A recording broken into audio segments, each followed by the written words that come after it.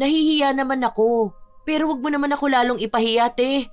Magbabayad naman talaga ako. Pero parang awa mo naman, wag ngayon. Kailangan namin ng pera sa bahay. Ay, hindi. Dumiskarte ka dyan. Kapag hindi mo naibigay yan, magdadagdag ako ng chismis tungkol sa'yo. Alam mo, lagi mo na lang akong pinahihirapan kapag sisingilin ka eh. Puro kapaawa. Puro bungad mo sa akin, kailangan ng mga anak mo. Nagugutom sila. Hindi pwede yung ganyan. Hindi ko naman kasi kaano-ano yung mga anak mo eh. O ano bang gusto mo? Kawaan ka sila? Ginagamit mo lang siyang dahilan eh, para hindi ka maghulog ng utang mo. Anong inaasahan mo? Magbabayad ka kapag graduate na sila? Teka lang, tatawagan ko lang kuya ko. Baka pwede ngayon na siya magpadala. Yun naman pala eh. Iniipit mo yung pera na ipambabayad mo. Maghihintay ako rito. Ibigay mo na agad yung hulog mo.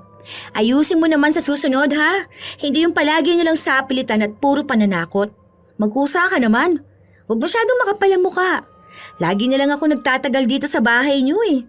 Takot ka pala sa chismis pero panay ka utang. Isa sa kaaway ng may mga utang ay ang mga maniningil. Madalas kasi sila yung mga sapilitan kung maningil. Lahat gagawin basta mabawi lang ang perang nautang. Pero sino nga ba talaga ang may mali? Ang nangungutang o ang malupit maningil?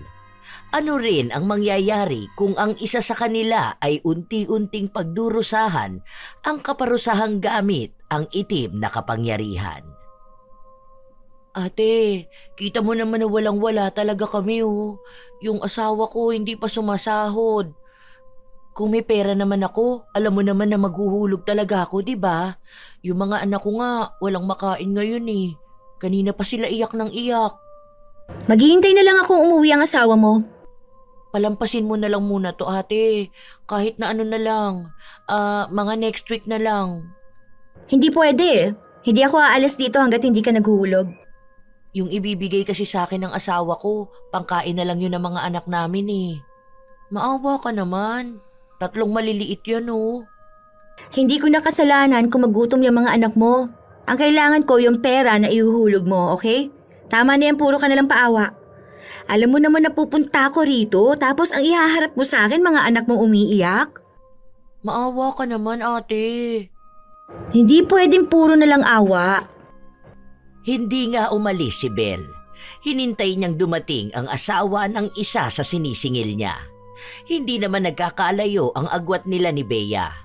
Pero maaga itong nag-asawa at nagkaroon ng anak. Hindi nakapag-aral kaya walang ibang nakuhang trabaho. Malaki ang utang ni Bea na halos 1 taon na niyang hindi nahuhulugan. Bilang nagtatrabaho si Belle sa isang kumpanya ng mga nagpapautang, siya ang madalas na maningil sa mga bahay-bahay. Sa trabaho niyang ganon, kailangan niyang maging matapang. Minsan inaaway siya, minsan naman ay nagpapaawa lagi sa kanya. Nung makauwi na ang asawa ni Bea, nag-abot ito sa kanya ng 300. 500 ang usapan natin, hindi pwede tong 300 lang. Yan lang talaga ang meron kami ate. Magkano lang naman kita ng asawa ko bilang kargador? Hindi pwede, yung 200 pa ibigay mo. Baka gusto mong nandito ako araw-araw. Hindi ka ba nahihiya sa mga kapitbahay mo? Siguro naman pinagchichismisan ka na nila, di ba? Lagi nilang nakaabang sa labas ng bahay mo yung maniningil. Tapos gusto mo, araw-arawin pa kita rito? Pupunta talaga ako kung kailan marami sila. Sige ka, ewan ko na lang kung hindi ka mapahiya sa kanila. Oo na, sige na, ito na. Last money na namin yan eh. Hindi na lang muna siguro kami kakain. Next Sunday ulit ha. Maaga na akong pupunta rito. Huwag mo akong pagsasaraduhan ng pinto dahil malalaman ko pa rin naman kung nandyan ka o wala. Dahil maingay ang mga anak mo. Kapag hindi ka naghulog sa akin, sasabihin ko talaga sa mga tao dito sa inyo kung gaano kakahirap singilin. Ewan ko na lang kung hindi mo araw-arawing maririnig yung pangalan mo sa mga usapan nila. Wag naman te, makakaapekto yan sa mental health ko. Oy, gusto mo pala ng peace of mind, aba? Matuto ka maglaan ng pera para sa hulugan mo. Hindi yung tago ka ng tago. Uutang ka tapos hindi mo huhulugan at babayaran. May dahilan naman talaga kung bakit hindi ako nakakahulog eh. Naaksidente yung asawa ko. Kailangan namin ng pera. Tapos nung maghuhulog na dapat ako, saka naman nagkasakit ang anak ko. Marunong naman akong magbayad. Ay sus, ilang beses ko nang narinig yan sa inyo. Kayo mga mahihilig magsiutang, kayo yung puno ng kadramahan ng buhay eh. Sa susunod, kung hindi nyo naman pala kaya magbayad, wag kayong hihiram ng pera sa iba. Ha? Hindi na naghintay pa si Belle ng salita mula kay Bea. Agad na rin siyang umalis para magpunta sa mga susunod niyang sisingilin. Inuna niya yung mga malalapit lang. May isang bago sa listahan niya. Matandang babae naman yon. 1 taon na itong hindi naghuhulog. Kahit na isang beses ay wala siyang naihulog sa utang niya. Nangatwira ng matanda na malapit na raw siyang mamatay. Bakit hindi pa ipaubaya sa kanya ang utang niya? Buhay ka pa, hindi ka papatay. Sige, tatanggalin ko ang pangalan mo rito. Basta ibigay mo sa akin ang death certificate mo. O wala naman, di ba? O ibig sabihin, kaya nabubuhay ka pa, para magbayad ka ng utang mo. Hindi mo pwedeng gawing dahilan na matanda ka na kaya wag ka nang singilin. Ano? Sino sisingil sa mga utang mo? Si kamatayan ba? Maghulog ka ngayon. Hindi pwedeng hindi. Hindi ako aalis dito. Kahit natutulog na kayo dyan, kakatok ako ng kakatok sa pinto nyo. O sige, kahit na mabulabog ka mga kapitbahay nyo. May dahilan naman ako kung bakit ako nanggugulo. Dapat nga nagpapakabuti na kayo Dahil kapag namatay kayo, baka magpunta sa burol ninyo mga pinagkakautangan ninyo. Hindi matatahimik ang kaluluwa mo. Ilang beses pang nakiusap ang matanda pero matigas ang puso ni Belle. Ayaw niyang umalis doon hanggat hindi nakakapaghulog sa kanya. Nakakuha naman siya ng pera pero halos umiyak na ang matanda at sinasabi sa kanya na ipambibili niya na lang kasi yon ang gamot niya. Halos 9:00 na rin ng gabi nung nakauwi si Belle. May asawa na si Belle pero wala pa rin silang anak. Pagka-uwi niya, naabutan niya ang asawa na katatapos lang magluto. Oh, ginabi ka na naman. Ang sabi ko huwag kang magpapaabot ng ganito, di ba? O kaya kapag gagabihin ka, sabihin mo sa akin para ako na lang ang susundo sa'yo. Alam mo naman na maraming tarantado dyan sa labas May kasabay naman ako, si Erica. Kahit na, alam ng mga tao dyan na palagi kang may bitbit na pera. Bakit ba ginabi ka na naman? Kailan ka ba talaga magre-resign dyan sa ganyang trabaho mo? Ang dami mo na nakakaaway dyan. Dito lang may malaking sahod. Malaki nga ang sahod mo pero sinasaalang-alang mo naman ang buhay mo. Alam mo naman ang mga tao yung iba dyan handang pumatay ng tao para lang di mabayaran ang mga utang nila. Umuwi ka pa ng gabi. Paano kung mapahama ka dyan? Yaan mo na. May komi naman ako kada masisingil ko. Oh, bukod pa doon ang sahod ko. Utang naman nila yun Dapat lang bayaran nila. Anong ulam ang naluto mo? Nagbigay si Papa ng isda. Nagsigang ako. Uy, wow! Gusto ko yan. Marami bang talbos?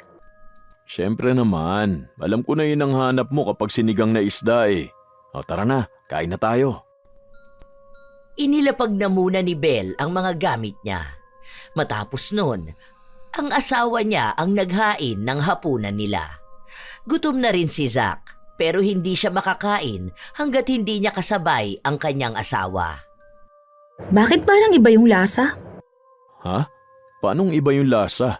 Hindi ba masarap? Matabang ba? Parang may kulang. Hindi siya maasim Tapos parang matamis pa yung lasa. Baka naman asukal lang nailagay mo at hindi asin. Ang layo naman ng lagayan ng asukal sa asin, mahal.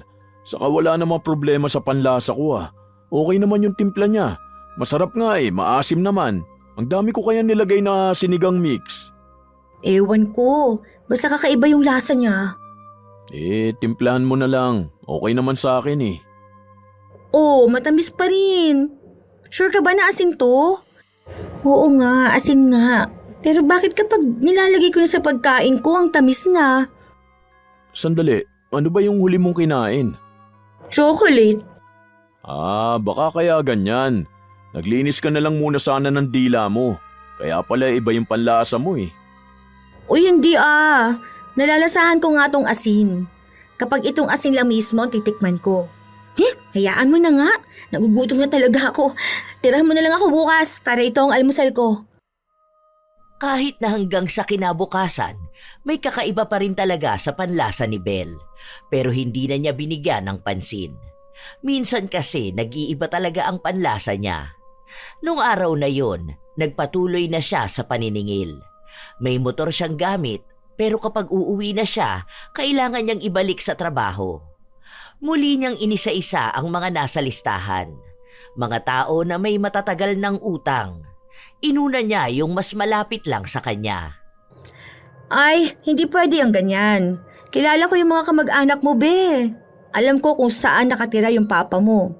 Malamang hindi niya alam na may ganito kang utang na hindi mo nababayaran. Nakikita ko sa Facebook mo na panay ka post ng gala mo. Nung nakaraan nasa Thailand ka. O anong sinasabi mo na lumang picture yun? Yan nga ang kulay ng buhok mo? Gusto mo bang mag-comment pa ako sa mga post mo? Na hindi ka malang marunong magbayad pero nagyayabang ka? Nagalit sa kanya ang kausap niya pero hindi siya nagpatinag. Kilala niya kasi yon at talagang iniingatan ng babae na yon ang pangalan niya lalo na sa social media. Hindi mo ako madadaan dyan sa mga pananakot mong ganyan. Tigilan mo ako. Kung gusto mong wag kong pakialaman ang kayabangan mo, pues matuto kang maghulog ng utang mo. Baka mapahiya ka talaga, sinasabi ko sa'yo. Napilitan ang babae na maghulog. Sa loob ng 1 linggo, ang daming nasingil ni Belle. Isang araw, wala silang pasok mag-asawa, kaya nasa bahay lang sila. Nag-aaya lumabas si Zack, pero masama ang pakiramdam ng asawa niya. Nagtimbang ka na ba? Parang pumapayat ka, no? Baka naman hindi ka na kumakain. Pinapabaunan naman kita ng lunch, di ba? Okay lang naman katawan ko. Ayaw ko naman yung sobrang taba ako, no? Nagda-diet ka ba? Medyo. Ano ba naman yan, mahal? Ang payat mo na nga, gusto mo pa mag-diet. Oh, tignan mo yung leeg mo, parang humahaba na. Kumain ka naman. Ako na magluluto ngayon para makakain ka. Ay, teka, doon na lang tayo kumain sa gusto mong kainan. Di ba nung nakaraan ang sabi mo gusto mo ron? Tara na. Tinatamad nga akong lumabas ngayon. Dito na lang tayo sa bahay. Saglit lang naman tayo. Para bumili ka na rin ng bago mong damit. Di bang sabi mo luma na yung mga suot mo? Tara na, ako na ang gagastos. Napilit ni Zack ang asawa na lumabas, pero wala talagang gana si Belle. Kahit na anong sarap ng pagkain na nasa harapan niya, hindi niya ito malasahan. May isa pa nga silang kinainan na talagang nasuka si Belle. Kakaiba raw yung lasa ng pagkain kahit na wala namang ibang nalalasahan ang asawa niya. Nag-aalala si Zack, kaya nung araw din na yon ay nagpunta sila sa ospital. Wala namang ibang nakitang sakit kay Belle. Nagpiti na rin siya dahil naghihinala na baka buntis siya. Ilang buwan na rin kasi siyang hindi dinadatnan, pero wala namang laman ang kanyang sinapupunan.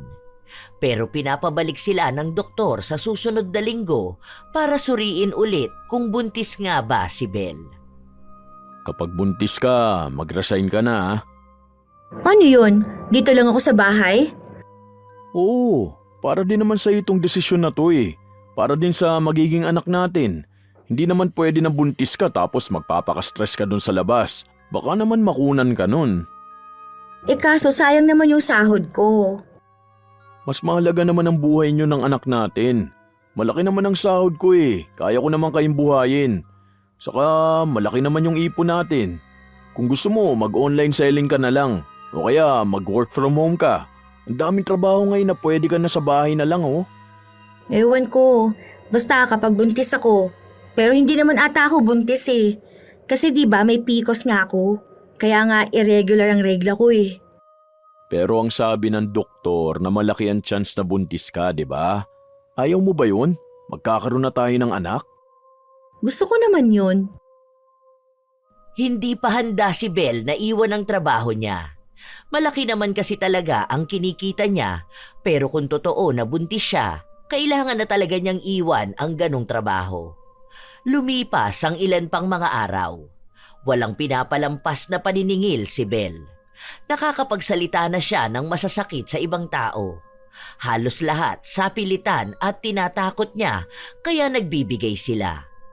Minsan pa, may isang ginang na sinisingil niya. May sakit ang anak nito kaya wala siyang maipanghuhulog. Iniyakan na lang niya si Belle. Kulang na lang ay lumuhod siya para kaawaan siya. Ay naku te, hindi uubra sa akin ang luha mo. Hindi naman natin maipapalit ng pera yung kada patak na yan. Hindi mo ako madadala talaga sa paawa at paiyak-iyak mong ganyan. Maghulog ka. Hindi ko kailangan ng drama mo. Nakiusap ang babae na kung pwedeng sa susunod na araw na lang dahil may sakit ang anak niya at ang perang hawak niya ay gagamitin para sa ospital.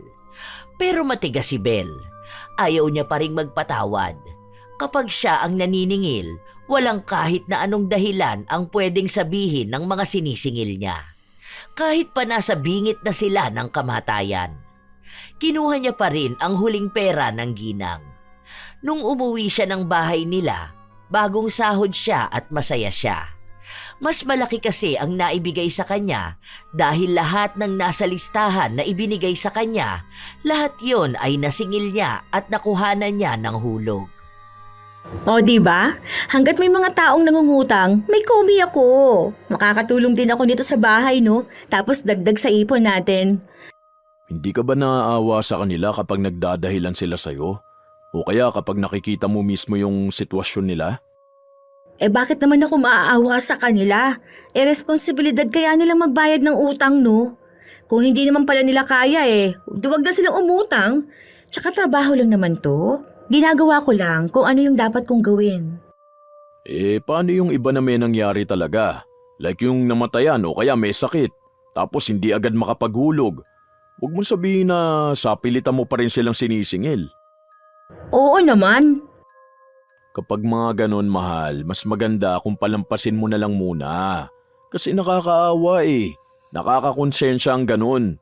Kung ako yan, tapos magpapaawa lang sa akin yung mga tao na sisingilin ko, baka bigyan ko pa sila ng pera. Hindi ko kaya yung ganyan Kaya nga pinapaalis na kita dyan. Dahil marami naman talagang kawawa na tao. Hindi lahat ng bagay magdadaan sa purong lang paawa. Kung alam nilang may utang sila, dapat alam nila kung paano magbayad, hindi ba? Hihintayin pa ba nilang umabot ng ilang taon para magbayad sila? O ano, yung mga apo pa ba nila magbabayad para sa kanila? Naalala ko lang kasi nung mga bata kami, may maniningil din noon si mama. Pinagbabantaan na yung buhay namin. Tapos kahit isang araw lang ayaw magpaawat.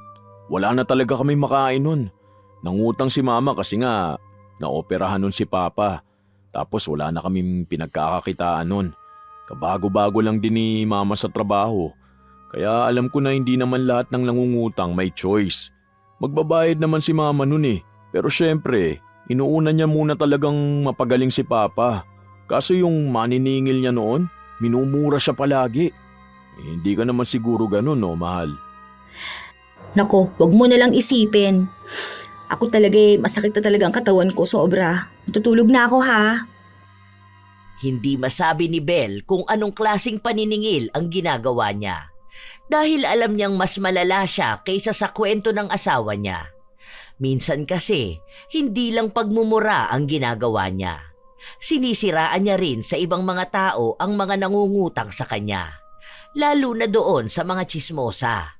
Para mahihiya itong lumabas sa bahay nila habang hindi pa nakakapagbayad ng utang. Wala siyang pakialam sa ibang tao. Ang habol niya ay ang malaking perang makukuha niya kada makakasingil siya. Isang hating gabi, bigla na lang nagising si Belle. Uhaw na uhaw siya. Pawis na pawis kahit na nakabukas naman ang aircon. Mahal, ayos ka lang ba?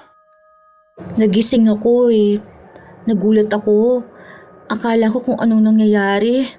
Ang bigat pa ng dibdib ko. Baka dahil sa pagod yan. Pawis ka Teka, kukuha ako ng pamalit mo ng damit. Kakaiba yung pakiramdam ko talaga Tapos pagising ko, uhaw na uhaw ako. Hanggang ngayon ang bigat ng katawan ko. Grabe. Para akong lalagnatin pero hindi naman mainit yung katawan ko. Huwag ka na kasi magpakapagod masyado. mag-resign ka na lang kaya. Hindi naman siguro ito tungkol sa trabaho ko. Ewan ko, sama din naman kasi ng panaginip ko eh. Hindi ko masyadong maalala pero kakaiba. Huwag na lang muna tayong pumasok sa work bukas. Magpapacheck up ulit tayo. Pansin ko na hindi maganda yan nangyayari sa'yo eh. Nangangayayat ka na oh. Tapos kung ano-ano pang napapanaginipan mo. Baka sa stress din yan eh. Para makapagbigay ng vitamins na bagay sa'yo. Ang buong akala nila madadaan nila sa pag-inom lang ng bitamina o pagpapahinga at pagtulog ng maaga. Pero ang nangyayari, kahit na anong oras pa ang tulog ni Belle, lagi siyang nagigising sa pagitan ng 3:00 ng madaling araw hanggang 4:00. Lagi siyang balisa kapag nagigising ng ganong oras. Nanlalamig ang katawan, minsan naman uhaw na uhaw siya na para bang napakalayo ng nilakad niya. Sinasabi niya rin sa asawa na masama ang panaginip niya at para daw yung nangyayari sa totoong buhay. Takot na takot si Belle pero kapag nakatulog na ulit siya at nagising kinabukasan, maayos na ulit siya. Mahal, papasok na ako sa work ha. Tawagan mo ko kung may iba kang nararamdaman. Magtatrabaho na rin ako. Oh, akala ko ba nag-resign ka na? Hindi pa. Wala pa naman din silang nakikita na papalit sa akin eh. Okay na to. Pinabayaan na lang siya ng asawa niya. Basta ang usapan nila, kapag may hindi siya magandang nararamdaman ay umuwi na agad siya at tumawag para mapuntahan din siya ni Zack. Maayos naman ang pakiramdam ni Belle buong araw. Isang hapon, maniningil na naman siya kay Bea. Naabutan niya itong nasa labas at mukhang kagagaling lang ng tindahan. Ate, pwedeng balik ka bukas? Ngayon nga ang araw ng hulog mo tapos pababalikin mo ako bukas. Nabili ko kasi ng pagkain yung pera eh. Ito oh, kalahating kilong bigas tapos sardinas. Bumili rin kasi ako ng gamot sa ubo ng anak ko. Wala akong maibibigay ngayon. Bukas pa kasi magbibigay yung kapatid ko eh. Kaya balik ka na lang bukas. Hindi pwede yung ganyan. Kapag pinagbigyan kita, alam ko na ganyan na lagi ang idadahilan mo sa akin. Maghulog ka ngayon. Alam mo na ngang araw ng hulugan mo eh. Ibibili mo pa ng pagkain nyo. Grabe ka naman ate, naguhulog naman talaga ako eh. Hindi naman pwedeng magutom yung mga anak ko. Isang beses na nga lang kami kumakain sa isang araw. Naguhulog naman ako kapag sinabi mong maghulog, di ba? Ngayon lang naman ako makikiusap sa'yo. Hindi ako aalis hanggat hindi ka naguhulog. 200 pwede na ba muna? Tapos ihahabol ko na lang yung kulang. Ano naman gagawin namin sa hulog mong 200? Eh wala naman yung pupuntahan. Mas mahal pang panggas ng motor dyan eh. Yan lang ang meron ako ngayon. Kung sakali, baka pagdating pa ng asawa ko. Pero mamaya pa yun. 500 ang usapan natin. Alam mo naman na hindi ako tumatanggap ng pabutal-butal. Kailangan ko makuha yung buo mismo. Tapos paghihintayin mo pa ako para sa 200. Eh, mukhang kaya naman yata ng asawa mong maghulog ng 500. 200 lang muna ate. Tapos bukas yung 300 pa. Hindi ko alam kung sa kuhahagilapin yung panghulog ko eh. Mababawas na rin naman to. Sige na ate, maawa ka naman sana. Hindi ko na kasalanan yan kung wala kang panghulog. Problema mo yan eh, hindi sa akin. Basta ang gagawin ko lang dito maningil. Kaya kung ayaw mong magkagulo na naman tayong dalawa, magbayad ka naman. Hindi yung iiyakan mo ko tapos ikukwento mo yung tungkol sa mga anak mo na para bang may pakialam din ako sa kanila. Nakikisuyo lang naman ako sa'yo. Maging makatao ka naman sana. Hindi yung antigas ng puso mo. Hindi mo naman pera yung inutang ko ah. Hindi ko nga pera, pero pera naman yan ng kumpanya namin. Ay, uutang-utang ka kasi, hindi mo naman pala kayang bayaran. Hindi ako aalis hanggat hindi ka nagbabayad. O tingnan mo, oh. Mukhang ikaw na naman ang pinagchichismisan ng mga tao. Hindi ka man lang ba nahihiya? Nahihiya naman ako. Pero wag mo naman ako lalong ipahiya, te. Magbabayad naman talaga ako. Pero parang awa mo naman, wag ngayon. Kailangan namin ng pera sa bahay. Ay hindi, dumiskarte ka dyan. Kapag hindi mo naibigay yan, magdadagdag ako ng chismis tungkol sa'yo. Alam mo, lagi mo na lang ako pinahihirapan kapag sinisingil ka. Puro kapaawa. Puro bungad mo sa akin, kailangan ng mga anak mo, nagugutom sila. Hindi pwede yung ganyan. Hindi ko naman kasi kaano-ano yung mga anak mo, no? Ano bang gusto mo? Kaawaan ko sila? Ginagamit mo lang silang dahilan para hindi ka maghulog ng utang mo Anong inaasahan mo? Magbabayad ka kapag graduate na sila? Teka lang, tatawagan ko lang kuya ko. Baka pwede ngayon na siya magpadala. Yun naman pala Iniipit mo yung pera na ipambabayad mo. Maghihintay ako rito. Ibigay mo na agad yung hulog mo. Ayusin mo naman sa susunod. Hindi yung palagi nalang sapilitan at puro pananakot. Magkusa ka naman. Huwag masyadong makapal ang mukha. Lagi na lang akong nagtatagal dito sa bahay niyo Takot ka pala sa chismis, pero panay ka utang. Halos 1 oras na naghintay si Belle sa labas. Naibigay naman sa kanya ang perang hulog pero hindi pa rin siya tapos sa panay niya pagsasalita. Ilang araw pa ulit ang lumipas, ilang bahay ang pinupuntahan niya. Ilan ang sinisingil niya. Yung iba hindi na niya mahagilap dahil nagtatago na. Yung iba naman naghuhulog sa kanya pero talagang kailangan niyang pilitin. Hindi niya pinapalampas kahit na anong dahilan ng ibang tao. Isang araw, hindi na naman siya nakapaningil dahil sobrang bigat ng katawan niya. Hindi, okay lang ako, mahal. Masama lang talaga ang pakiramdam ko Pero nakakakilos naman ako. Kaya to. Iinuman ko na lang siguro ng gamot. Pahid-pahid lang din siguro ng katiin ko. O baka umalis ka pa mamaya para maningil Magpaawat ka naman muna. Next day off ko magpapahilo tayo. Baka lamig-lamig yung nasa katawan mo. Di ako lalabas ngayon para maningil. Sige na. Ingat ka papunta sa work Sure ka na kaya mo Pwede naman ako dito Hindi na muna ako papasok.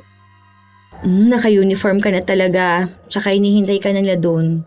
Dami mo ng absent Kapag ikaw talaga walang sinahod Sige na. Kaya ko naman talaga to. May kung anong masakit sa katawan ni Belle pero hindi niya matukoy kung saan ba banda. Uminom siya ng gamot pero wala namang nangyayari. Dahil hindi siya sanay na nasa bahay lang, sinubukan niyang maglinis. Maging ang mga kalat sa labas ng bahay nila ay nilinisan niya. Hapon na nun, tumutunog ang cellphone niya. Tumatawag ang kanyang asawa kaya pumasok na siya sa loob. Bakit, mahal? Dadaan ako sa palengke. Anong gusto mo? Bibilan sana kita ng pagkain mo. Kahit ako na lang? Ay, shawarma pala. Palagyan mo maanghang Tapos huwag mong palalagyan ng sibuyas. O sige, pauwi na rin ako Hindi na ako nag-OT. Anong ginawa mo dyan sa bahay? Nagpahinga ka ba? Kagigising mo lang ba? Hindi ka kasi sumasagot sa tawag ko kanina Hindi naman ako makatulog kaya naglinis na lang ako. Iniisip ko rin kasi na baka kapag natulog ako ngayon, di ako makakatulog mamayang gabi. Nagpakapagod ka na naman. Dapat nagpapahinga ka. Hindi naman. Ay, ano ba naman yan? Bakit naman may bangaw dito sa loob ng bahay? Psst, huy! Kanina pa kamo to pa ikot-ikot sa akin. Nakakainis naman to. Ayoko pa namang nakakakita ng bangaw. Ang dumi-dumi nito Ay, baka may nagtapon na naman ang kalat nila malapit sa atin. Alam mo naman yung mga kapitbahay natin Kaya nga sabi ko, huwag ka na muna magbubukas ng bintana. O sige na, pauwi na ako. Wait mo na lang ako Pinatay ni Zack ang tawag habang ang asawa niya ay abala sa pagtaboy ng bangaw. Inis na inis si Belle pero para bang hindi siya tinatantanan ng bangaw. Nung sumapit ang gabi, payapa siyang natutulog. Mababaw nga lang ang tulog niya. Para bang gising ang diwa niya pero hindi niya maigalaw ang katawan. Nakapanaginip siya ng masama. Hindi malinaw kung anong klaseng panaginip. Pero mabigat, madilim, may kakaiba. Maging pahinga niya ay apektado. Para siyang pagod na pagod kahit na natutulog lang naman siya. Katulad ng inaasahan, bandang 3:00 ay nagising na naman siya. Uhaw na uhaw, balisa, maging ang asawa niya ay nagising din. Alam mo, hindi na maganda yan na palaging ganitong oras ka nagigising. Dahil sabi nila, devil's hour tong ganitong oras, di ba?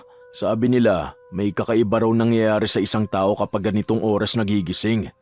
Baka may nagmamasid sa'yo, ganun. Ang bigat talaga ng dibdib ko eh. Kanina hindi ako makahinga. Feeling ko talaga may nakadagan sa akin. Alam mo yung parang bilang na bilang lang yung pwede kong ihinga? Eh wala namang tao. Hindi pa ako makagalaw. Nanginginig pa yung kamay mo, oh. Buti pa magtanong ako kay mama kung ano yung nangyayari sa'yo. Wala kasi akong alam sa mga pamahiin na ganyan eh. Pero alam ko, nasabi nung katrabaho ko na pwede raw may nangyayari kapag madalas na nagigising ang isang tao ng ganitong oras. Hindi to minsanan lang, lagi-lagi ka nagigising ng 3:00 tapos ganyan ang pakiramdam mo. Hindi tama yan. May sakit ata ako, no? May ultrasound ako sa susunod na araw, di ba? Baka sa PCOS ko na naman to eh. Baka apektado na naman ang pagtulog ko. Dagdag pa sa stress. Tapos, nasasanay na ang katawan ko na gumising ng ganitong oras. O sige, sasamahan naman kita magpa-ultrasound. Hindi na. Kailangan mo pumasok sa trabaho mo eh. Alam mo namang naghahabol kayo ng project, di ba? Kaya ko na to. Ultrasound lang naman to. Sige na, tulog na tayo. May trabaho pa tayo bukas. Puyat na puyat si Belle nung nagising siya kinabukasan. Bigat na bigat siya sa katawan niya pero bumangon pa rin siya dahil kailangan niyang magtrabaho. Nakita na naman niya ang bangaw na nasa loob ng kwarto nila. Pero ang sabi ng asawa niya, hayaan niya na lang dahil mamamatay din naman yun. Nagpatuloy ang araw ni Belle.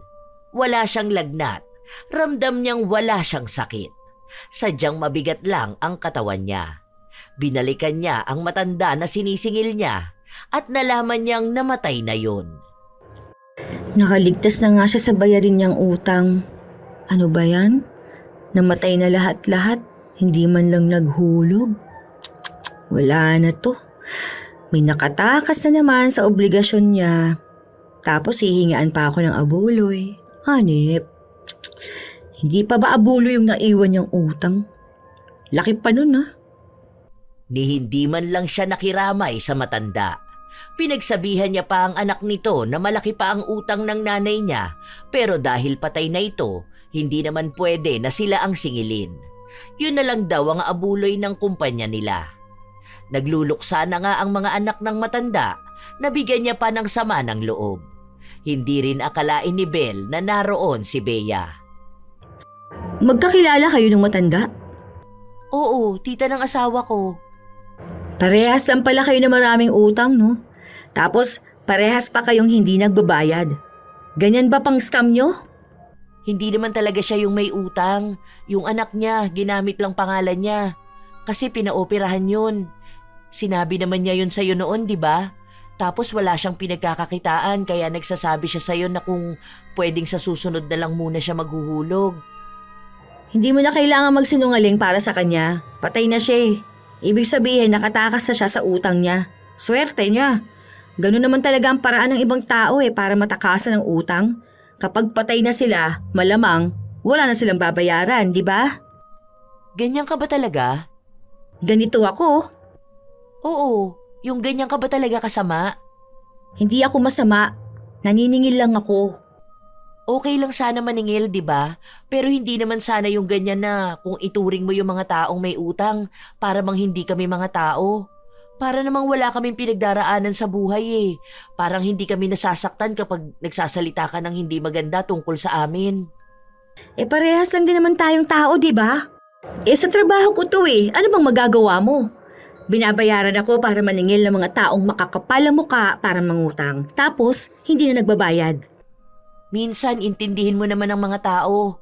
May panahon talaga na ang hirap ng buhay.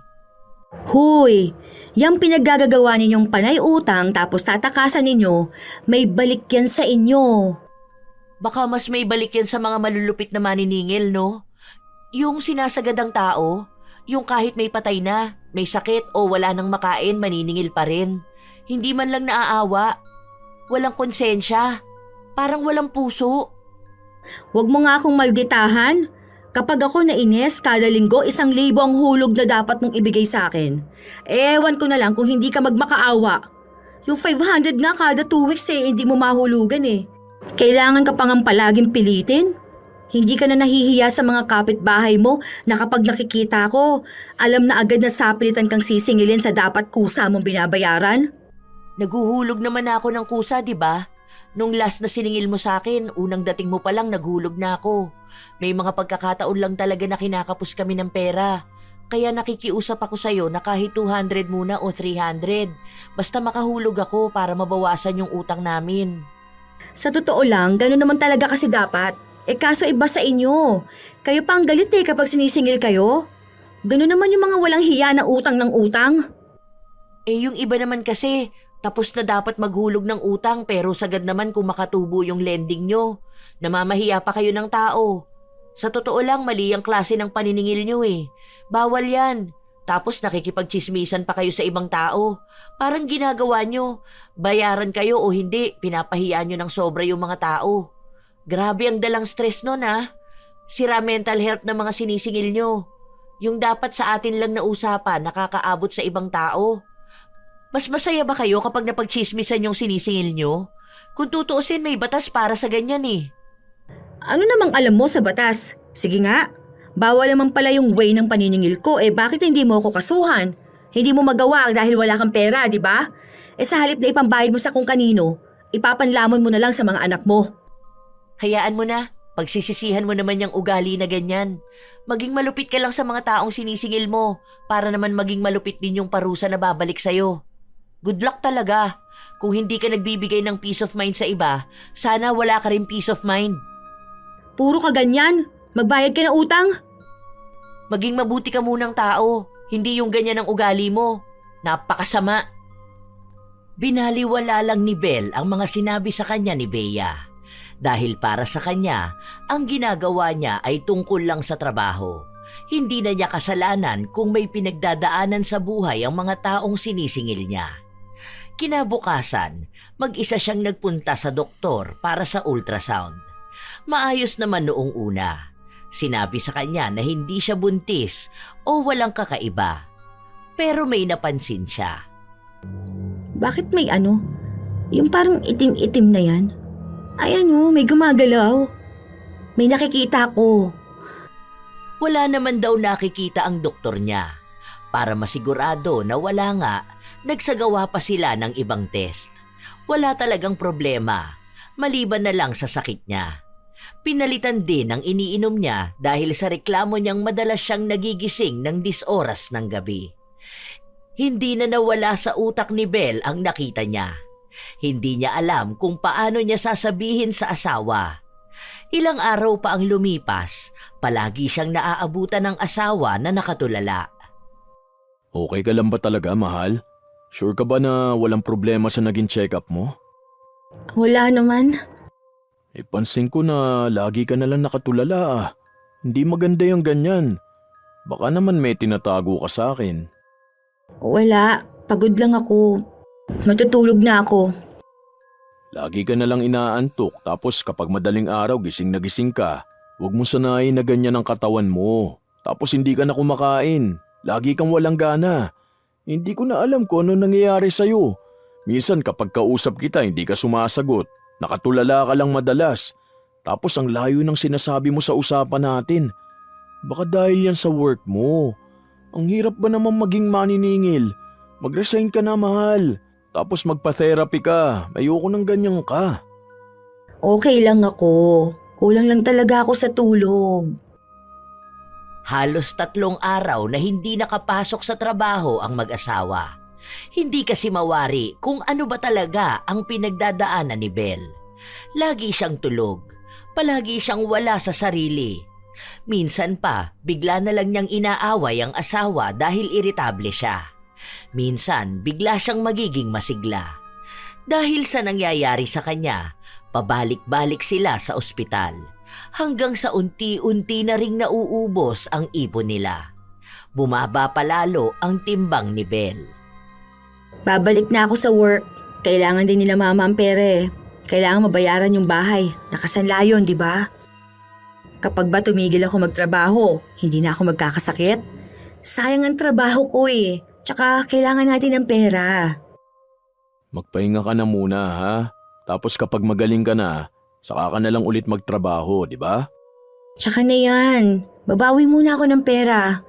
Nagtatanong na rin si boss eh. Ang dami niyang pinapasingil sa akin. Kapag hindi ko to nasingil, mas malaking pera mawawala sa akin. 20% kaltas nito sa sahod ko kapag hindi ako nakasingil ng mga tao. Kaya ka nagkakaganyan dahil nga sa trabaho mong yan. Ginagawa ko lang naman kung anong trabaho ko. Pero hindi naman maiintindihan ng mga tao kung ano ang trabaho mo, di ba? Kalaban ang tingin nila sa'yo. Hindi ko nakasalanan yun. Kung may sarili silang dahilan kung bakit sila nangungutang, may sarili din naman akong dahilan para maningil sa kanila. Hindi akong dapat nakalaban nila, kundi mga sarili nila. Una sa lahat, hindi nga sila sa akin may utang, pero pera pa rin ng ibang taong dapat nilang bayaran. O ano, ganun ba talaga mga tao? Magaling magpaawa kapag uutang, pero sila pa ang biktima kapag siningil sa utang? Eh di ba? Obligasyon ng mga taong nangutang na magbayad. May maniningil man sa kanila o wala. O sige, ayan na ang punto mo. Pero hindi mo maipapaliwanag sa kanila yan. Hindi ka nila iintindihin. Dahil ang mga taong nangungutang na ayaw magbayad, walang ibang iniisip kundi ang sarili nila. Sabi nga sa akin ni Mama, baka may kumukulam na sa'yo. Tapos naisip ko na baka dahil sa trabaho mo na yan. Tapos malupit ka pa maningil. Malupit akong maningil dahil walang kusang nagbabayad at naguhulog. Eh kung maguhulog sila, hindi naman ako ganun sa kanila, di ba? Kaya nga pinapaalis na kita sa trabaho mo, di ba? Para nga gumaling ka na. Gumagawa na nga tayo ng paraan para gumaling ka tapos ngayon, parang ikaw naman ang gumagawa ng paraan para kumontra. Balik ka ng balik dyan sa trabaho mo. Paano nga akong gagaling kung wala na tayong pera? Hindi naman pwede na ikaw lang ang nagtatrabaho. May mga problema rin ako sa pera sa labas ng relasyon natin. Kaya kailangan ko tong trabaho ko. Hindi ka na babalik dyan. Hindi ka aalis ngayon. Hindi ka natatakot na sinusumpa-sumpa ka ng mga taong sinisingil mo ng utang?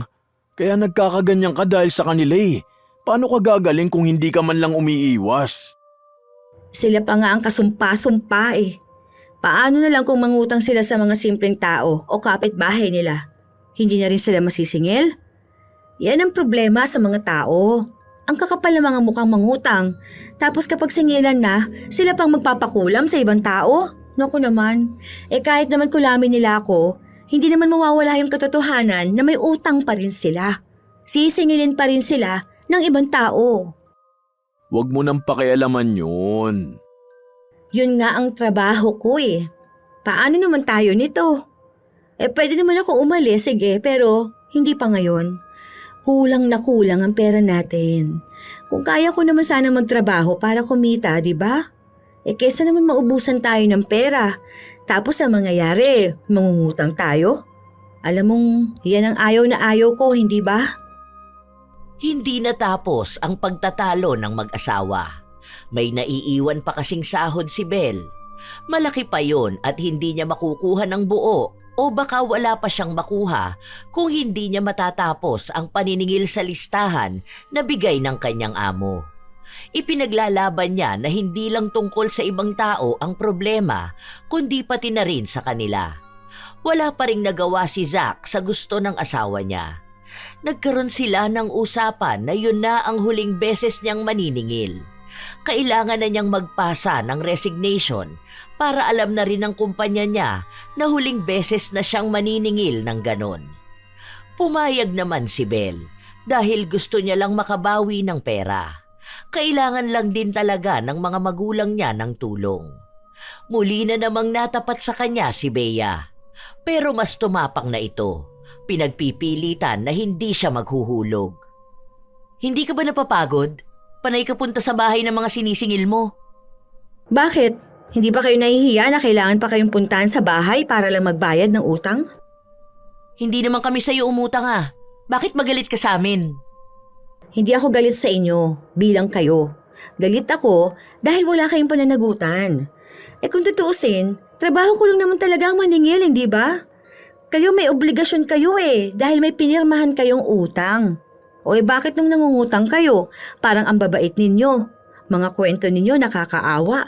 Tapos ngayong bayaran na ng utang, akala ninyo bigay na sa inyo yung pera? Hindi ka naman apektado kung hindi kami magbabayad. Anong hindi apektado? Ay nakasalalay din ang pera ko dito. Kapag hindi kayo nagbayad, kami yung nahihirapan. Nakahold ang sahod namin. Eh bakit mo kasi kinuha yung trabaho na yan? Hindi trabaho kong dapat kino-question dito, kundi yung hindi ninyo pagbabayad ng utang. Alam nyo na dapat ang obligasyon nyo eh. Kapag umutang ka, magbayad ka. Hindi yung pinagkakautangan mo pang mahihirapang bawiin yung pera na ginamit mo rin naman. Parehas lang yan sa kung nangutang ka sa tindahan. Eh di ba yung inutang mo, dapat magagamit pa, pampalagos ng negosyo? Oh, pero hindi ka marunong magbayad, so paano? Paano kung ilan kayo nangutang na hindi nagbayad? Malulugi naman yung tindahan. O yung may-ari ng tindahan, tatanggalin niya yung mga tauhan niya. O yung tauhan niya may pamilyang binubuhay. Nakikita mo ba yung ibig ko sabihin? Kung anong epekto ng mga simpleng utang na hindi nababayaran, hindi lang naman kayo mga nangungutang ang may nakakaawang kwento eh. Pati mga inuutangan nyo ha? Paano na lang kung yung kaibigan mo, kung inutangan mo yun ng pera, kailangan pa ba niyang magmakaawa sa'yo para bayaran mo siya? Kung yan ang paniniwala ninyo sa pangungutang, aba, hindi na dapat kayo kaawaan. Pero mali pa rin ang ginagawa mong pamimilit sa amin. Kung hindi kayo pipilitin, hindi naman kayo magbabayad, di ba? Kasi kung kusa kayong magbabayad ng utang, wala namang maniningil na pupunta sa bahay nyo. Hanggat hindi kayo sinisingil, hindi kayo magbabayad. Ganun kayo eh. Yung simpleng utang na yan ha, hindi lang yan tungkol sa pera na naiwaldas mo. Tungkol yan sa negosyo, trabaho at pamilya. Maghintay kayo kung kailan magbabayad. Hindi yung kung kailan nyo gusto, ganun din dapat ang araw na magbibigay kami. 1 taon kang hindi naghulog bago ka siningil dito sa bahay ninyo. Sa 1 taon na yon, hindi mo malang naisip na magbayad. Hindi ka naman pinilit ng mangutang, hindi ba? Kaya dapat hindi rin sa pilitan ng paniningil. Kung marunong kang humiram, dapat marunong kang magbalik. Hindi ako maghuhulog, wala akong perang pambayad. Tingnan mo nga nakakarma ka na sa paniningil ng utang. Nakarma ako sa trabaho lang dapat? Pero yung mga hindi nagbabayad ng utang, hindi nakakarma? Basta, wala akong maibibigay, wala akong maipanghuhulog.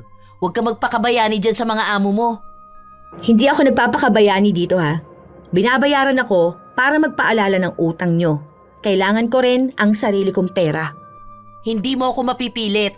Kapag sinabi kong hindi na ako magbabayad, hindi na ako magbabayad. Naging matigas si Bea. Hindi siya nagbigay kahit na matagal nang naghintay sa labas ng bahay niya si Belle. Hindi na rin naman kayang magtagal ni Belle sa labas dahil unti-unti na namang sumasama ang pakiramdam niya. Wala siyang gaanong nasingil, habang mahaba pa ang nasa listahan. Nung nagpunta siya sa kanyang amo, hindi na ibigay ng buo ang sahod niya. Nakiusap siya pero ang sabi sa kanya, maibibigay lang ang kulang na sahod niya kapag may pera na ulit silang masisingil sa ibang nangungutang. Nagpaalam na rin si Belle na hindi na siya papasok sa trabaho, kaya naghahanap ulit ng pwedeng pumalit sa kanya. Sinabi rin sa kanya na tatawagan na lang siya kapag pwede na niyang kunin ang iba pa niyang pera na nakahold. Basta raw makolekta nila ang ibang pera sa mga nangutang. Hinang-hina si Belle nung nakauwi na siya sa bahay nila. Ilang oras lang din naman ay dumating na ang kanyang asawa. Nag-resign na ako. Grabe, sobrang hirap singilin ng mga tao. Kaya ako, kahit na anong pagpapaawa ng iba, hindi na ako magpapautang. Kahit nagagalit na mga kaibigan at kamag-anak ko. Kasi ngayon pa lang, danas na danas ko na kung gaano kahirap maningil ng utang. Buti sana kung kusa silang nagbabayad. Kaso, sila pa ang galit. Mabuti naman nag-resign ka na. Sa susunod na Biyernes pupunta tayo dun sa sinasabi ni Mama na albularyo. O kaya, pwede naman na siya na lang ang pumunta rito. Totoo ba yung mga kulam-kulam na ganyan? Sabi ni Mama, totoo raw. Sino naman kaya ang kukulam sa akin, no? Kakilala ko kaya yun? Nakaaway ko ba siya? May tinanim ba siyang grabeng galit sa akin para ito lang yung maisipan niyang paraan para makaganti?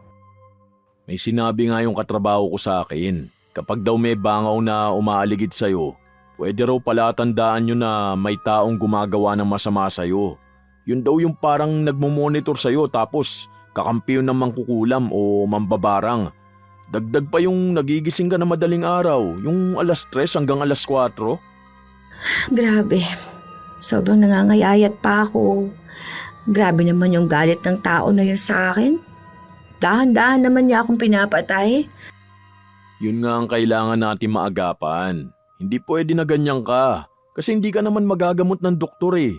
Malaki naman ang tiwala ako sa mga doktor pero ngayon napatunayan ko na hindi pala talaga lahat kaya nila magamot. Kung totoo man na nakulam ako, kakaiba yung pakiramdam. Ang daming nagbago sa akin. Pati panlasa ko, pati pagtulog ko. Tapos, ewan, ang hirap ipaliwanag. Hindi ako noon naniniwala sa mga kulam-kulam na ganyan.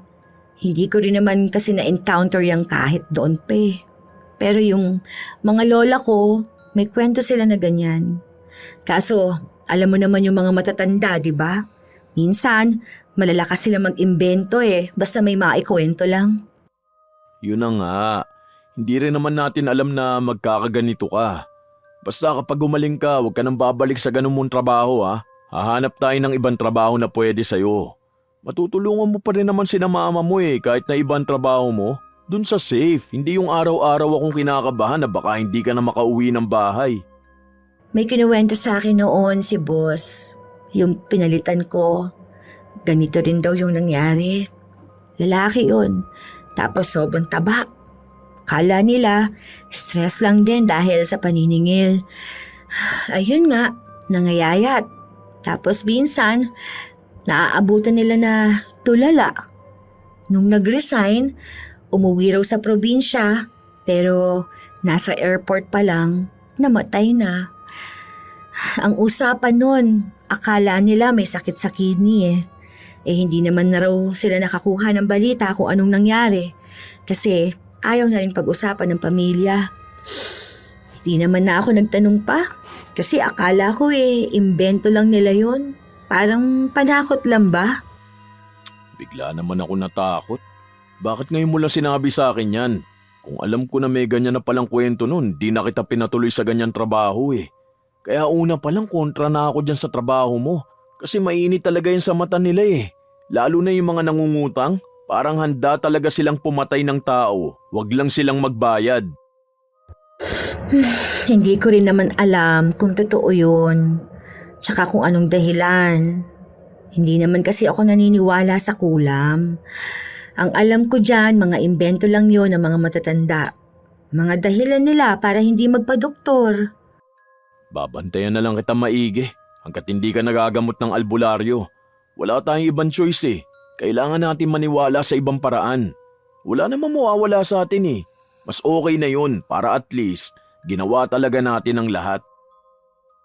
Ilang araw na lang din naman ang hihintayin nila pero para bang napakatagal noon para kay Zack.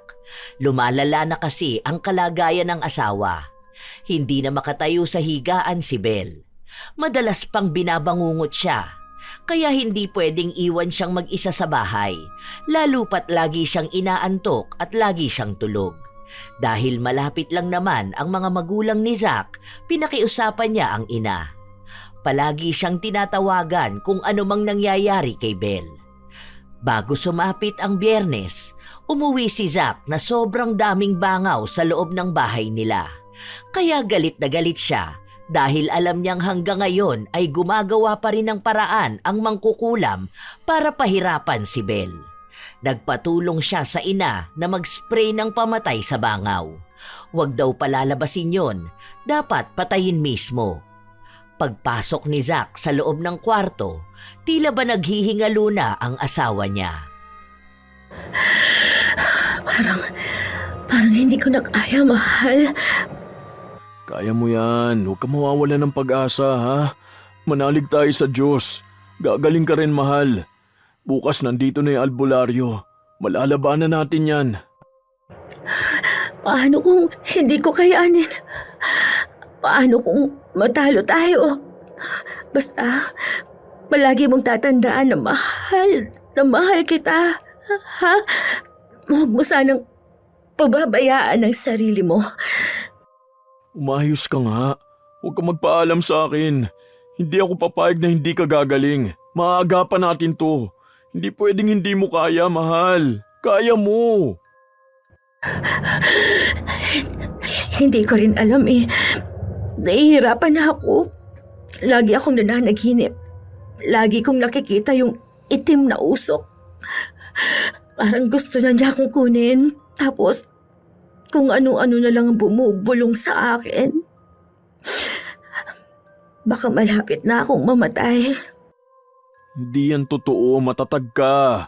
Alam ko at naniniwala ako na babalik ka sa dati mong sigla. Hindi natulog si Zack nung gabi na yon. Wala siyang pakialam kahit na pagod na siya dahil iniisip niya ay ang asawa niya. Baka kapag natulog siya, kinabukasan ay hindi na magising si Belle.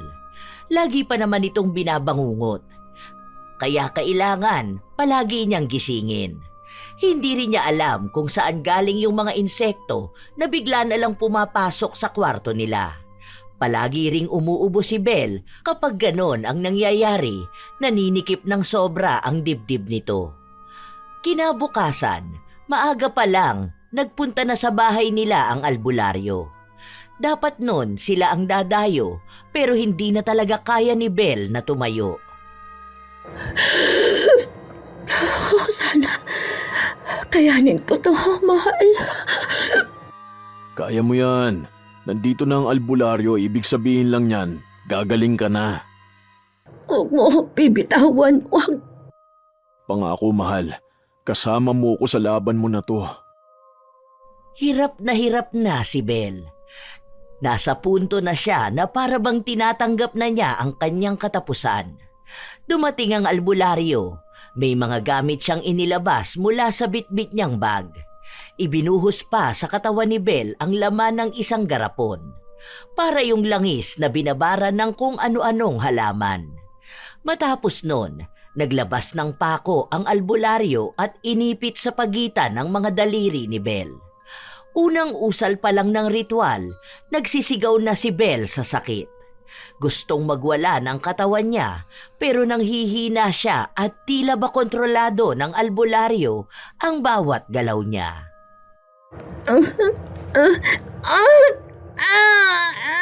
Tama na. Ayoko na. Sobrang sakit na. Kumapit ka lang, mahal. Kakayanin mo yan. Naniniwala ako nagagaling ka pa. Ayoko na. Sobrang sakit na. Parang umiiwalay lahat sa katawan ko. Hindi ko alam kung saan yung masakit pero masakit. Mahal. Ayoko na. Hindi ko na to kaya. Hindi ko alam kung matatapos mo ba itong ganitong sakit. Ayoko na.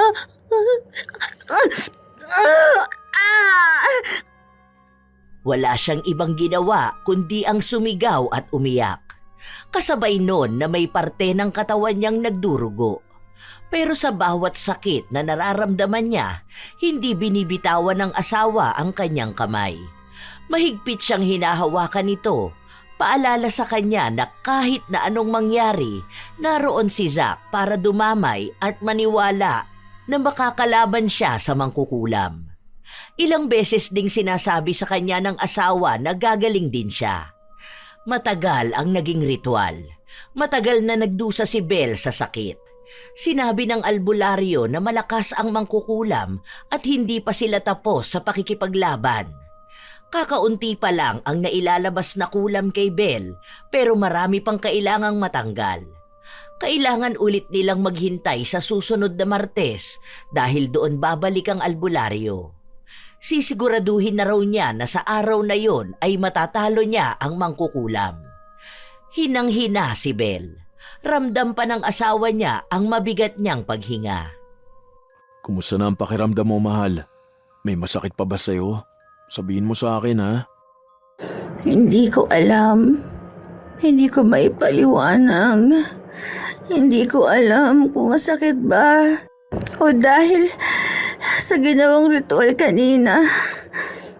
Ano yung kaya mo lang ipaliwanag ngayon? Kaya mo pa naman, ganon? Hindi na ganun kabigat yung nararamdaman ko.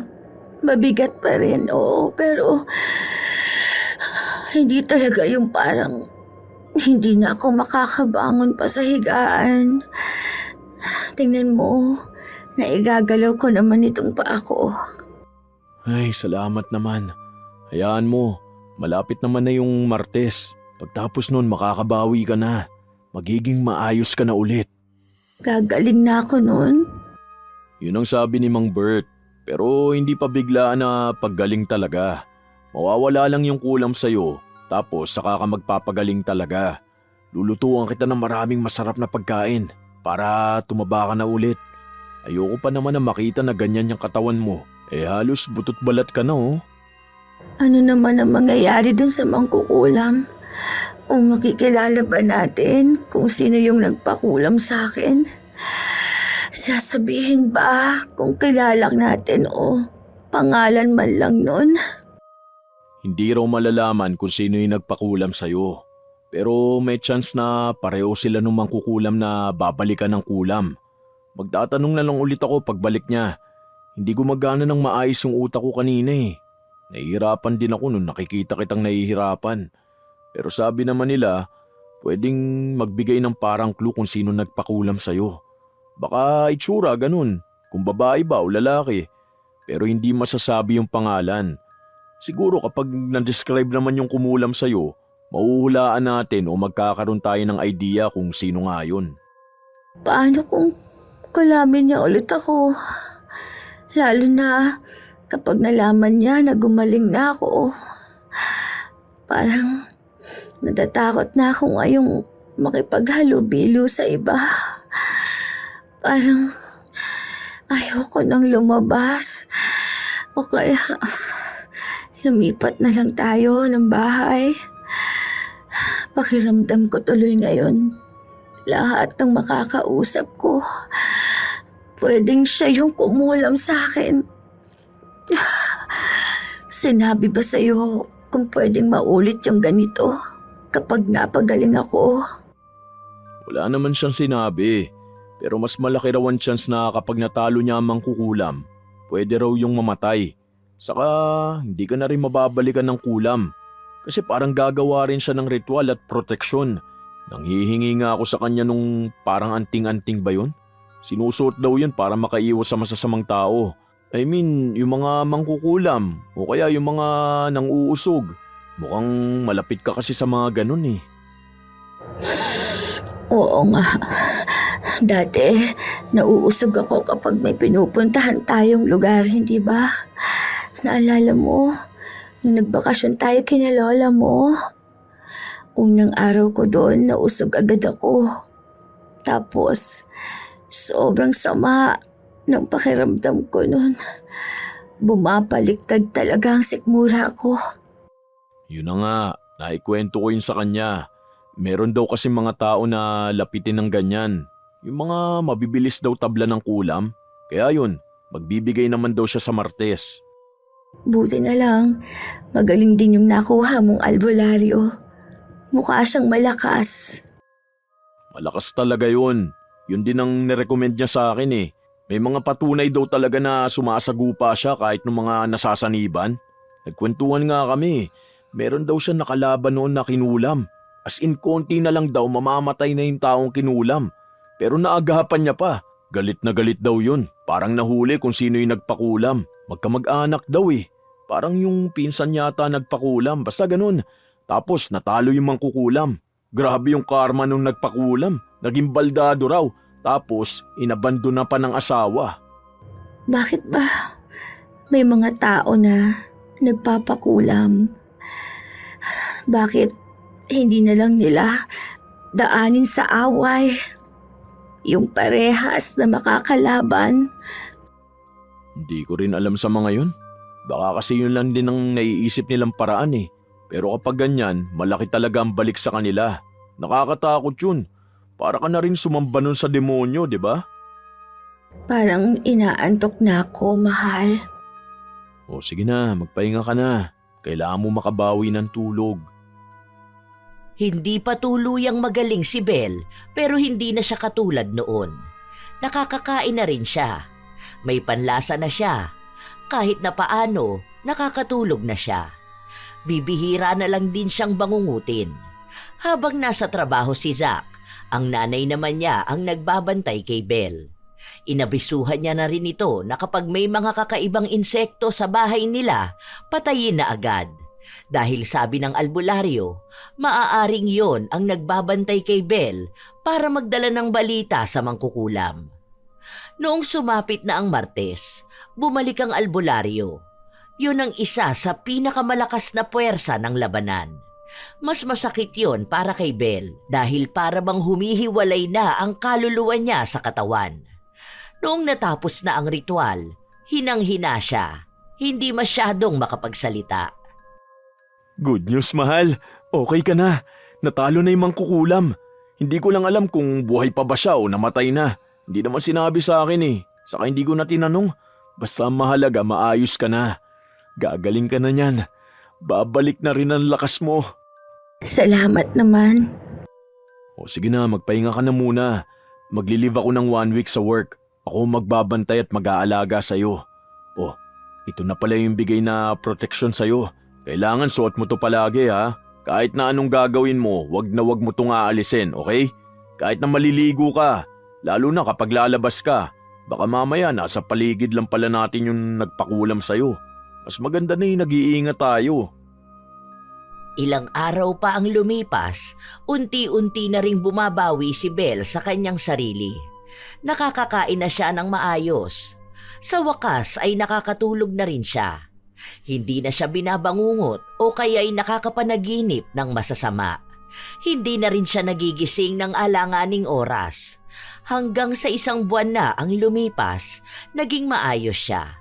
Hindi pa naman bumabalik ang taba niya, pero ramdam niyang maayos na ang katawan niya.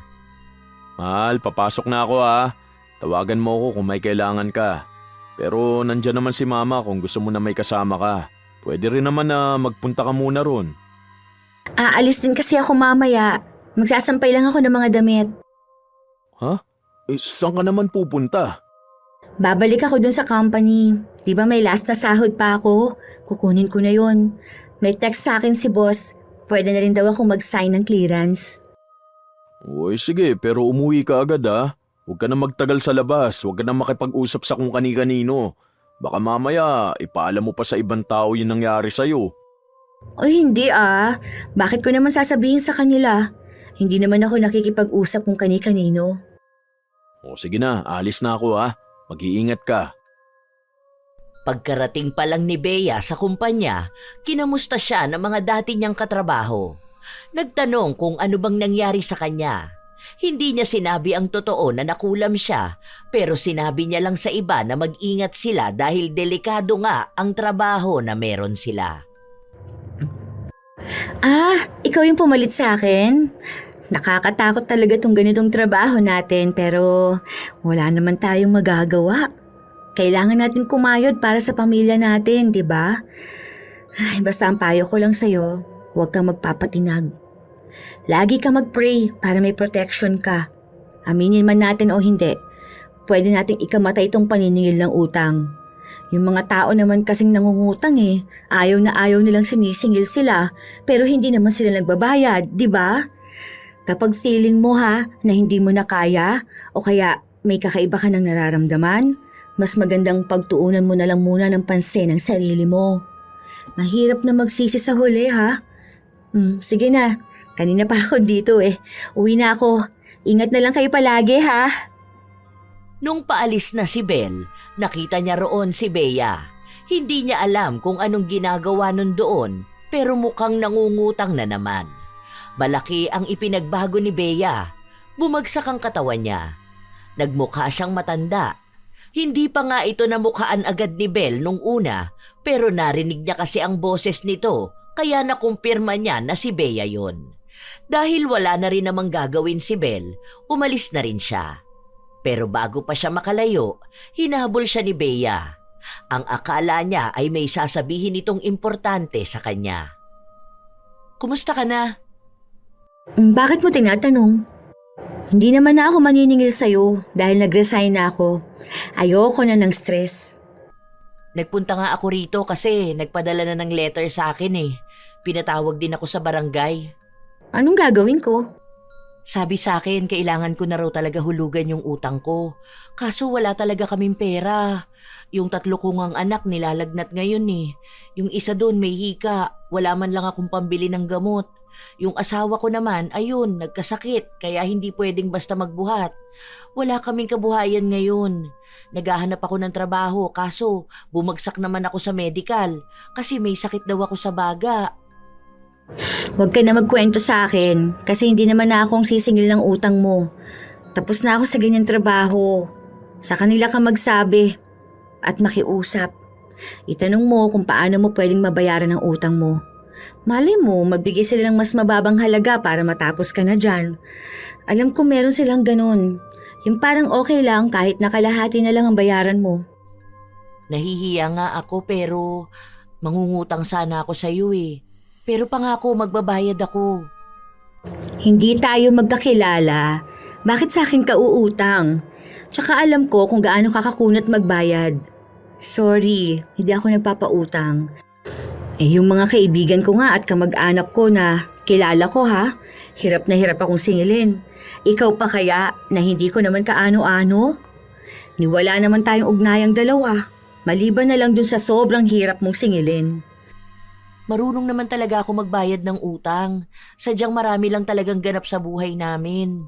Promise ko, babayaran kita agad. Sa linggo magpapadala ang kuya ko eh. Maawa ka naman sa amin. Wala talaga kaming makain ng mga anak ko. Kawawa naman yung mga bata. Pasensya ka na, hindi talaga ako nagpapautang. Hindi ako nagpapadala sa mga paawa. Kasi sa huli, alam kong ako pa rin naman yung masama. Mas okay na lang na hindi magpautang kaysa isumpa kapag naniningil na. Promise, magbabayad ako. Kapag naging maayos na ang asawa ko, babalik na ulit siya sa mas maayos na trabaho. Kung hindi lang kailangan ng pamilya namin, hindi naman talaga ako uutang eh. Mahirap lang kami. Kailangan namin ng tulong. Pero itong tulong mo sa pagpapautang sa akin, ibabalik ko naman ang kusa sa'yo. Pasensya ka na, pero ayoko magpautang talaga. Nakaramdam naman ng awa si Belle, pero iniisip niya na gano'n naman talaga ang mga nangungutang. Dinadaan na lang nila lahat sa puro pagpapaawa. Pero kapag oras na ng pagbabalik ng inutang nila, sila pa ang magagalit.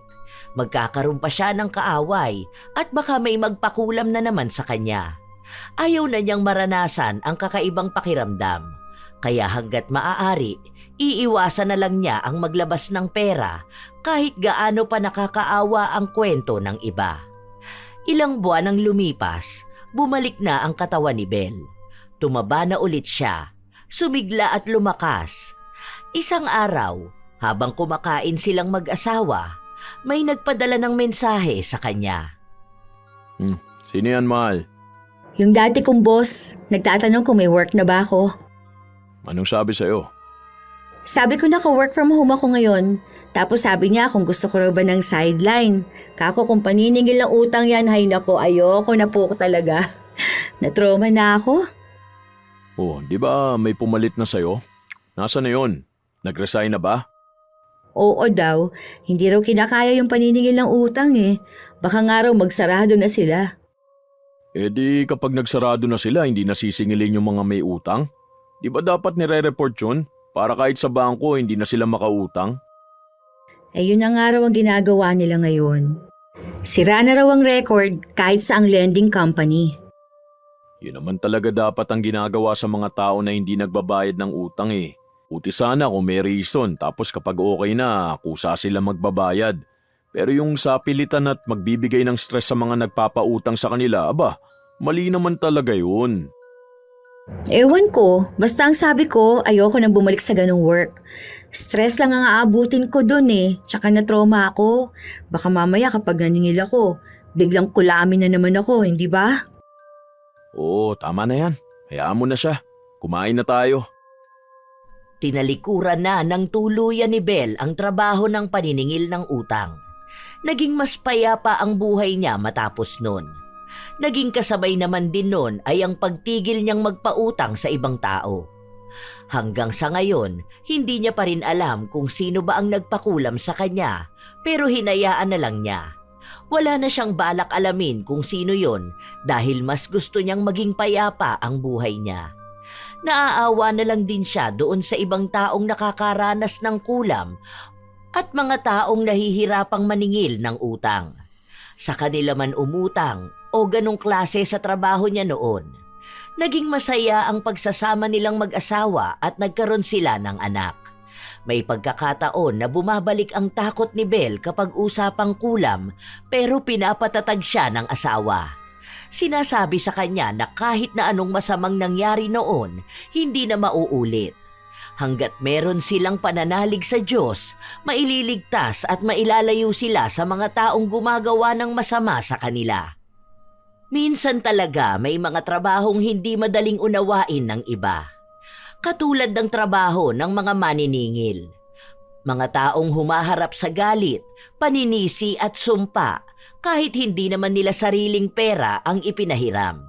Sila ang nauunang murahin, kinamumuhian at itinuturing na masama, samantalang ginagawa lamang nila ang tungkuling ipinagkatiwala sa kanila.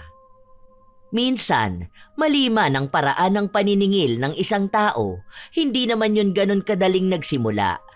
Minsan, bunga ito ng paulit-ulit na pangako na hindi natutupad, ng mga utang na ginawang limot, at ng mga dahilan na paulit-ulit na ginagamit upang takasan ang responsibilidad. Naging mahigpit sila dahil sa mga taong hindi kayang magbayad ng kusa. Para sa mga nangungutang, huwag nang hintayin na singilin ng taong pinagkakautangan. Matutong magkusa dahil galing din sa pinaghirapan ang perang inutang. Kung marunong kang humiram, matuto ka ring magbalik. Hindi kasalanan ang mga ilangan ng tulong, ngunit nagiging mali ito kapag ang pangangailangan ay ginagawang dahilan upang takasan ang obligasyon. Tandaan na ang utang ay responsibilidad at hindi pabor. At ang paniningil ay hindi pang-aapi kundi paalala ng isang kasunduan. Hindi masama ang mangutang. Ang masama ay ang talikuran ang dapat mong bayaran. Maging responsable dahil hindi lahat kayang idaan sa pagpapaawa. Kayo ba mga apo? Naranasan nyo na bang may magalit sa inyo dahil lang sa naniningil kayo ng utang? Ano naman ang masasabi nyo sa ating bagong kwento? Ano ang opinyon nyo sa magkabilang panig? Sa maniningil at sa mangungutang? Maaari ninyong ikomento yan upang aming mabasa. Naway may hatid na magandang aral ang ating bagong kwento. Ito ang inyong Lola Telang at maraming salamat sa palagi ninyong pakikinig mga apo.